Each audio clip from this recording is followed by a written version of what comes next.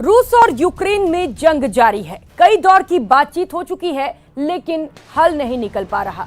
राजधानी कीव से लेकर यूक्रेन के ईस्टर्न पार्ट खार्किव में बमबारी जारी है। वहीं मारियोपोल और सूमी में हमले थम नहीं रहे। नहीं पता और कितने दिन तक बर्बादी का ये मंजर देखना बदा है। नमस्कार, मैं हूं आपके साथ प्रियंका राय। विनाश काल का आज 25वां दिन है। यूक्रेन तबाह हो बर्बाद हो रहा है। यूक्रेन के नक्शे में कई शहर धीरे धीरे मिटते जा रहे हैं और रूस के कब्जे वाला इलाका लगातार बढ़ता जा रहा है। ऐसे में बड़ा सवाल यही है कि आखिर इस युद्ध का अंत कब होगा? कब तक दुनिया इस तबाही को देखती रहेगी?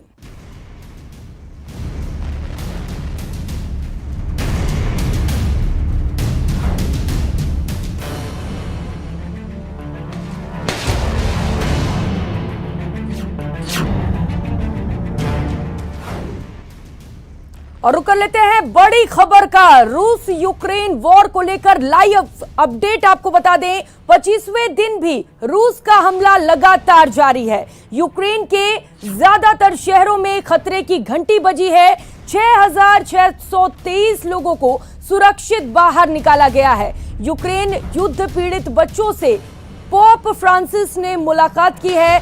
2023 तक अनाज की कमी नहीं होगी। यूक्रेन की ओर से यह बड़ा ऐलान किया गया है। बड़ा बयान यूक्रेन की ओर से सामने आया है। यूक्रेन ने कहा है 2023 तक अनाज की कोई कमी नहीं होगी। तो बड़ा अपडेट आपको बता दें, रूस यूक्रेन युद्ध को लेकर आज लगातार 25वें दिन भी रूस का हमला जारी है। ताबड़तोड़ हमले किए जा रहे हैं रूस द्वारा यूक्रेन पर। और आपको जानकारी दे दे, यूक्रेन के ज्यादातर शहर तबाह हो चुके हैं। ज्यादातर शहरों में खतरे की घंटी बज रही है, यानी कि खतरा और भी ज्यादा बढ़ता जा रहा है।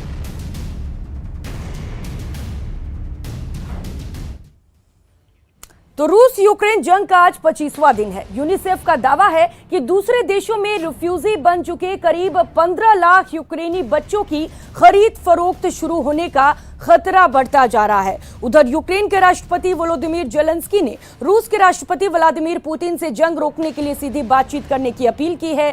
जेलेंस्की ने स्विट्जरलैंड की सरकार से भी रूसी अमीरों का पैसा जब्त करने की अपील की है। जेलेंस्की ने कहा, यूरोपीय शहरों में रहकर स्विस बैंक में पैसा रखने वाले रूसी अमीर वहां की सेना को यूक्रेन को तबाह करने के लिए पैसे दे रहे हैं।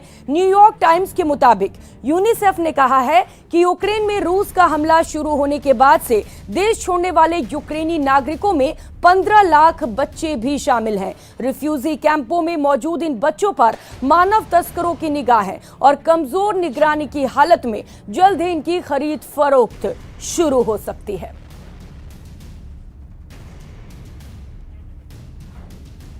तो लगातार आज 25वां दिन है। 25वें दिन भी रूस यूक्रेन पर ताबड़तोड़ हमले कर रहा है। इस बीच जेलेंस्की ने पुतिन से बातचीत की अपील की है। तो जेलेंस्की ने सॉफ्ट रुख अख्तियार किया है। जिस तरीके से अभी तक लगातार दोनों ओर से सख्ती थी, ना रूस झुकने को तैयार था ना यूक्रेन। इस बीच ये बड़ी खबर आपको बता दें, यूक्रेन ने कहा है रूस उनसे बातचीत करे। तो अब ये बड़ा बयान सामने आया जेलेंस्की की ओर से कि वे रूस से बातचीत करने को तैयार हैं।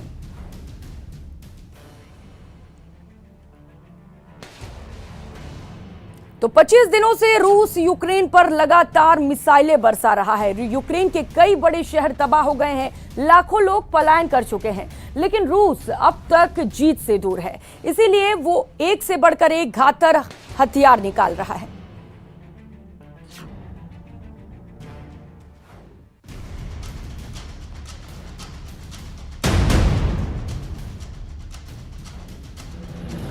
यूक्रेन की राजधानी कीव पर लगातार रॉकेट और मिसाइलें दागी जा रही हैं। यहाँ की इमारतें भी खार्किव की तरह मलबे में बदलने लगी हैं। लेकिन यूक्रेन के खिलाफ स्पेशल मिलिट्री ऑपरेशन चला रहा रूस अब तक राजधानी कीव पर कब्जा नहीं कर पाया है। उसने अब यूक्रेन को झुकाने के लिए अपने भंडार से वैध खतरनाक हथियारों को बाहर निकालना शुरू कर दिया है। जी हाँ, रूस पर यूक्रेन के खिलाफ वैक्यूम बम के इस्तेमाल के आरोप लगे हैं। ब्रिटेन के रक्षा मंत्रालय ने यह दावा किया है कि रूसी सेना ने यूक्रेन में वैक्यूम बम का इस्तेमाल किया। वैक्यूम बम को फादर ऑफ ऑल बम भी कहते हैं, जो रूस के तर्कश में सबसे घातक हथियारों में से एक है। वैक्यूम बम के इस्तेमाल के बाद एक बड़ा इलाका मलबे के ढेर में बदल जाता है। जिंदगी का नामो निशान खत्म हो जाता है।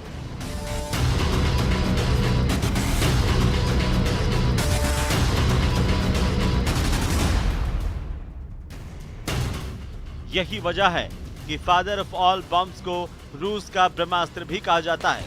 ये एक ऐसा खतरनाक TOS-1 मल्टीपल रॉकेट लॉन्चर है जिसके फटने के बाद तबाही आ जाती है।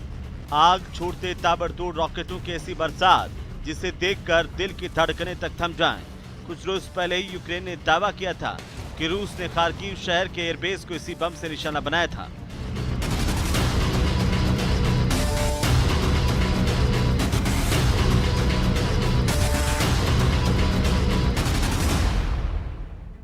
ब्रिटेन से पहले अमेरिका में यूक्रेन के राजदूत ने यह दावा किया था कि रूस ने यूक्रेन पर हमला करने के लिए वैक्यूम बम का इस्तेमाल किया है। वैक्यूम बम सबसे खतरनाक गैर परमाणु हथियारों में से एक है। इससे पहले रूस पर यूक्रेन के खार्किव के घरों और एक स्कूल पर क्लस्टर बमों के इस्तेमाल के आरोप लग चुके हैं, जिनका इस्तेमाल करना अंतर्राष्ट्रीय कानून के तहत अवैध है।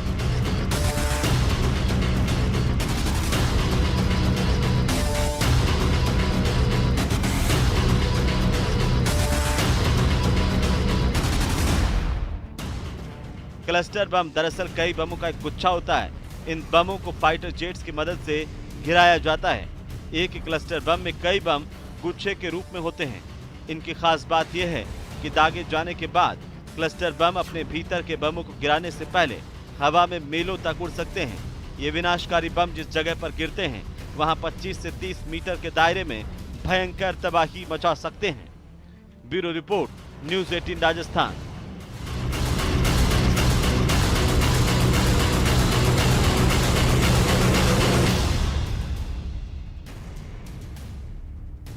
उधर यूक्रेन पर हमले के विरोध में अपनी ही सरकार के खिलाफ खड़े होने वाले रूसी नागरिक अब न घर के रहे न घाट के जैसा महसूस कर रहे हैं। पहले उन्हें सरकार का विरोध करने के लिए अपना देश छोड़ना पड़ा, वहीं अब उन्हें दूसरे देश शरण नहीं दे रहे हैं। ये दर्द 39 रूसी परिवारों का है जो पिछले 2 सप्ताह से मेक्सिको बॉर्डर पर अमेरिका में एंट्री के लिए तंबू गाड़कर बैठे हुए हैं। रॉयटर्स न्यूज एजेंसी के मुताबिक अमेरिका ने जहां जंग के कारण यूक्रेन छोड़ने वाले रिफ्यूजियों के लिए अपने दरवाजे खोल रखे हैं, वहीं इन यूक्रेनी नागरिकों के हक में आवाज उठाने वाले रूसी परिवारों के लिए अब भी उसने नो एंट्री का बोर्ड लगा रखा है।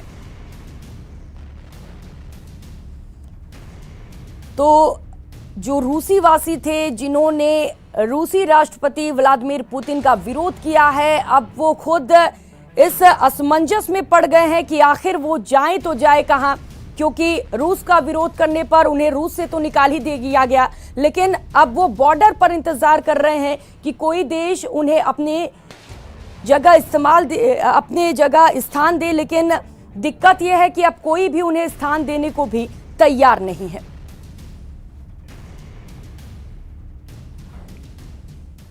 रूस यूक्रेन के बीच युद्ध में अभी तक बड़ी संख्या में लोगों की मौत हुई है। युद्ध की वजह से लाखों की संख्या में लोग यूक्रेन छोड़कर पड़ोसी देशों में शरण लेने के लिए मजबूर हुए हैं। इस बीच पुतिन को अब अपनी हत्या का डर भी सता रहा है। पुतिन ने खौफ में अपने 1000 स्टाफ को निकाल दिया है। जिन लोगों को हटाया गया है उनमें बॉडीगार्ड, कुक, कपड़े धोने वाले और निजी सचिव भी शामिल हैं। इन सभी को फरवरी में ही हटाया गया। हटाए गए लोगों की जगह उन्हें रखा गया है। उनके बारे में पूरी तहकीकात भी की गई है। गौरतलब है कि पुतिन के आदेश से रूसी सेना ने 24 फरवरी को यूक्रेन पर हमला कर दिया है। यूक्रेन पर हमले की वजह से रूस और उसके सहयोगियों पर दुनिया भर में कठोर प्रतिबंध लगाए गए हैं। तो पुतिन को अब डर सता रहा है, हत्या का डर सता रहा है, जिसके चलते उन्होंने अपने कई सारे जो कर्मी थे उनको बाहर का रास्ता दिखा दिया है और नए कर्मियों को उनके जगह पर रखा गया है। नया स्टाफ नियुक्त किया गया है और उन स्टाफों को पूरी तहकीकात के बाद नियुक्ति दी गई है।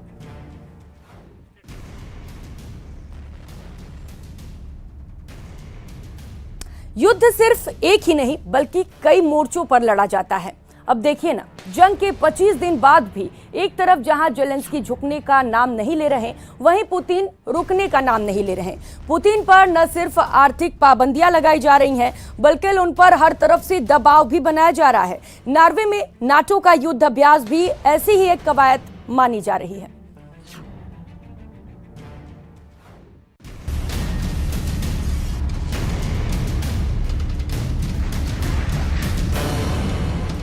रूस और यूक्रेन के बीच जंग जारी है। हमले में यूक्रेन लगभग तबाह हो चुका है। वहां से लाखों लोग अपना घर छोड़कर दूसरे देशों में शरण लेने को मजबूर हुए हैं। दूसरी ओर जंग को खत्म करने की कोशिशें जारी हैं। एक और जहां रूस और यूक्रेन दोनों समझौते के लिए बातचीत कर रहे हैं, वहीं दूसरी ओर गिनती के चंद देशों को छोड़कर पूरी दुनिया रूस को अलग थलग करने में जुटी है। रूस पर न सिर्फ आर्थिक पाबंदियां लगाई जा रही हैं, बल्कि उस पर मनोवैज्ञानिक दबाव बनाने के उपाय भी किए जा रहे हैं। रूस की सीमा के पास नॉर्वे में नाटो के जोरदार शक्ति प्रदर्शन को इस कड़ी की एक कवायद के रूप में देखा जा रहा है। नाटो के इस सैन्य अभ्यास में 30,000 सैनिक, 50 जंगी जहाज और 200 फाइटर जेट हिस्सा ले रहे हैं।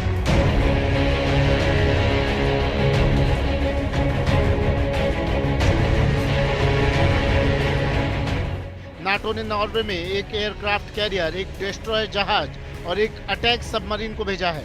माना जा रहा है कि इस सैन्य अभ्यास के लिए नाटो यूक्रेन में कहर बरपा रही रूसी सेना को उत्तरी यूरोप के मोर्चे पर सख्त संदेश देने की तैयारी कर रहा है। आपकी टीवी स्क्रीन पर नजर आ रही है तस्वीरें उसी युद्धाभ्यास की है।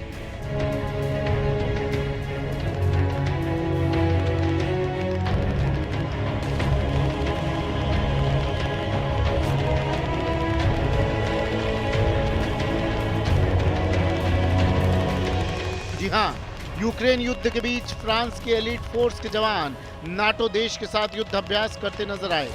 जवानों ने जंगल के बीच पहाड़ की चोटियों पर अलग अलग युद्धाभ्यास किए, जिसका एक वीडियो भी सामने आया है।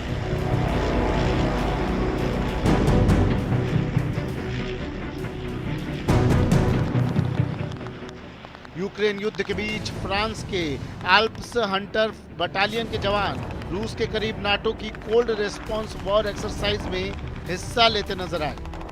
एलीट फोर्स के इन जवानों की खासियत यही है कि इन्हें कड़ाके की ठंड में लड़ने के लिए जाना जाता है। खबर है कि यूक्रेन से जारी जंग के बीच हो रहे इस युद्धाभ्यास का मकसद रूस पर दबाव बनाना है।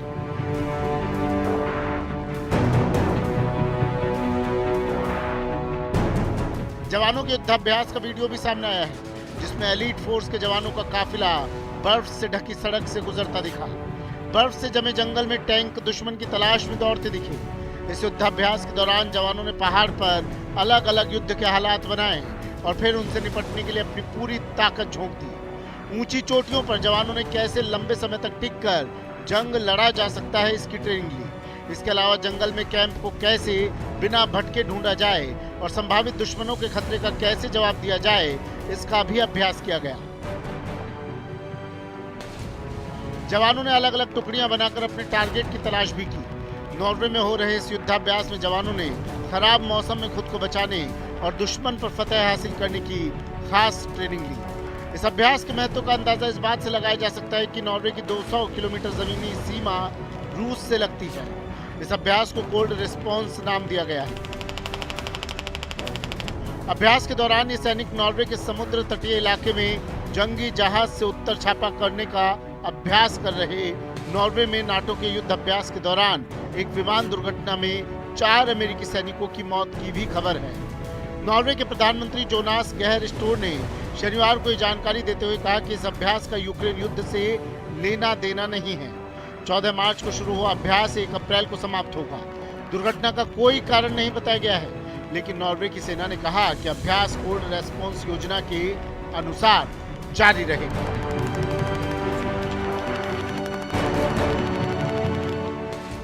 Bureau report, news 18 Rajasthan.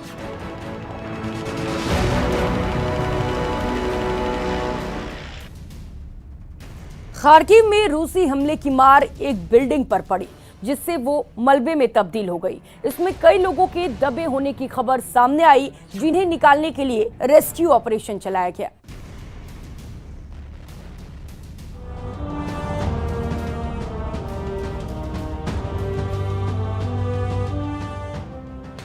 Kharkiv में तबाही का मलबा।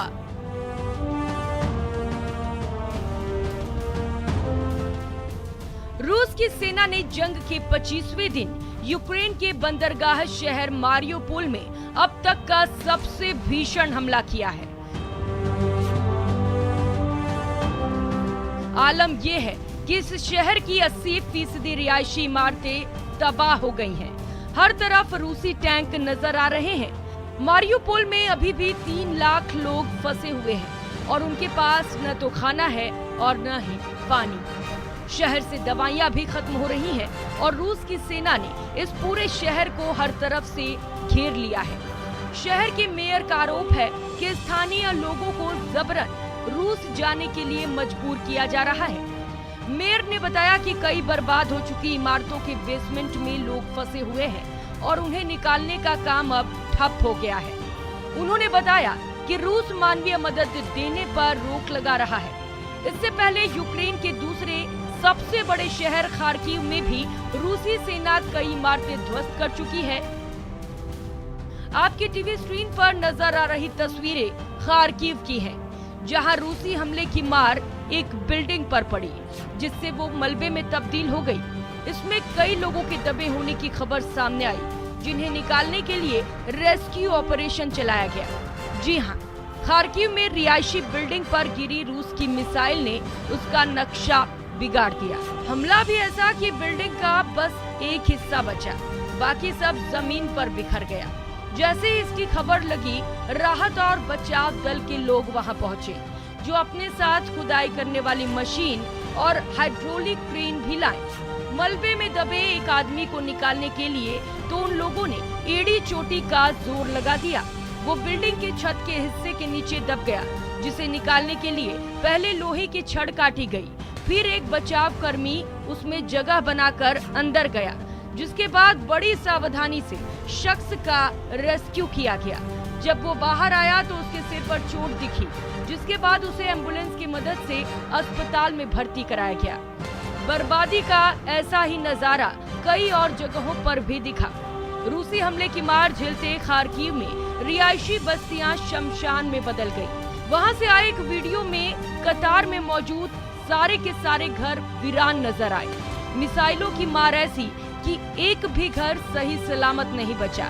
किसी की छत ढह गई तो कहीं दीवार का नामो निशान मिट गया। Bureau report, news 18, Rajasthan. इंसान की जिजीविषा का भी जवाब नहीं। तभी कीव से जंग के बीच फूलों की प्रदर्शनी की तस्वीरें हौसले की नई कहानी कह रही हैं।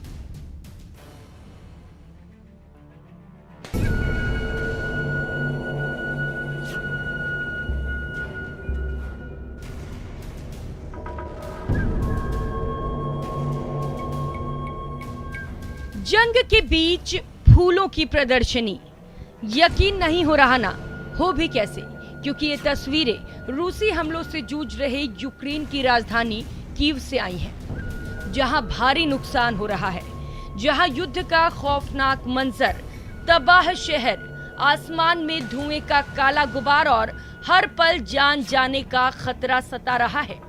यानी हर तरफ तबाही के दृश्य दिख रहे हैं, लेकिन इसी खौफ को मात देने की कोशिश भी बदस्तूर जारी है।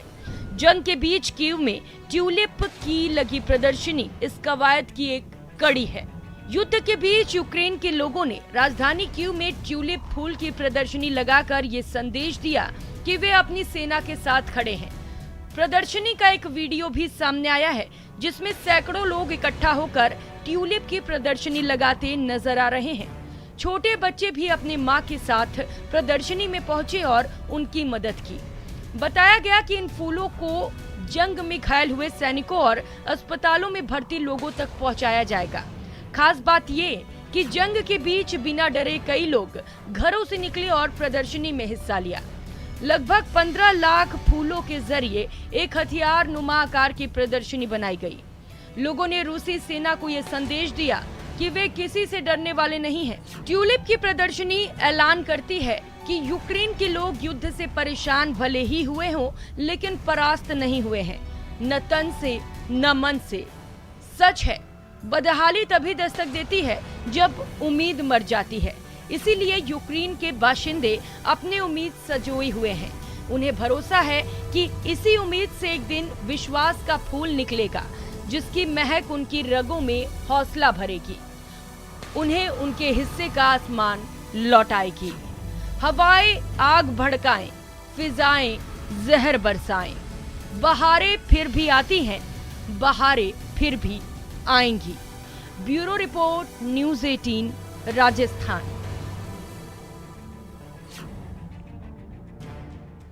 अमेरिका में रहने वाला एक शख्स यूक्रेन जाने की योजना बना रहा है।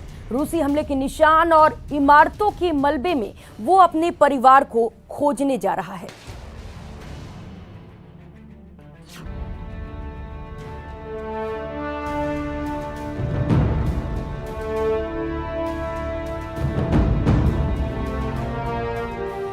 बेटी की तलाश में पिता, यूक्रेन में फंसा परिवार। यूक्रेन जाएगा अमेरिकी पिता।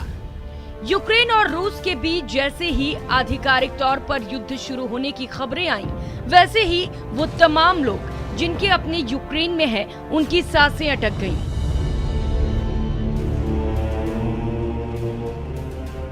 कुछ के परिजन सुरक्षित उन तक पहुंच गए, लेकिन कई अब भी परेशान हैं। उन्हीं में से एक है अमेरिका के सेंजोर किंताना। रूस से जारी जंग के बीच सेंजोर यूक्रेन के मारियोपोल शहर में फंसे अपने 2 साल के बेटे को निकालने के लिए परेशान हैं। बताया गया कि 2 हफ्ते पहले उनका संपर्क परिवार से टूट गया, जिसके बाद अब तक उनकी कोई खबर नहीं मिल सकी, क्योंकि पिछले कई दिनों से रूसी बमबारी में मारियोपोल शहर तबाह हो चुका है। हर तरफ सिर्फ और सिर्फ रूसी हमले के निशान और इमारतों के मलबे दिखाई दे रहे हैं।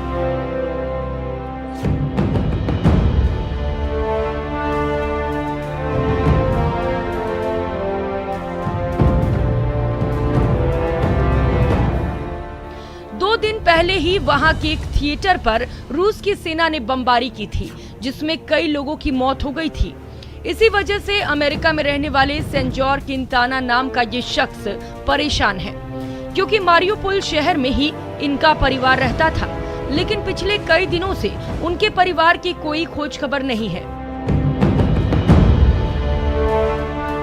ऐसे में उन्होंने खुद ही परिवार की तलाश में पोलैंड जाने का फैसला किया है। उन्होंने ये भी बताया है कि वो पोलैंड से मारियोपोल जाने की कोशिश करेंगे, ताकि वे अपने परिवार को ढूंढ सके। यही नहीं, सेंजोर किंताना ने अपने बेटे अलेक्जेंडर की कुछ तस्वीरें भी साझा की हैं, जिनमें वे बेटे के साथ खेलते नजर आए। रूस और यूक्रेन में युद्ध शुरू होने के बाद वे लगातार परिवार के संपर्क में थे, लेकिन 2 मार्च के बाद उनकी कोई बात नहीं हुई। उन्हें डर है कि कहीं रूस के हमले में उनका परिवार तो नहीं आ गया।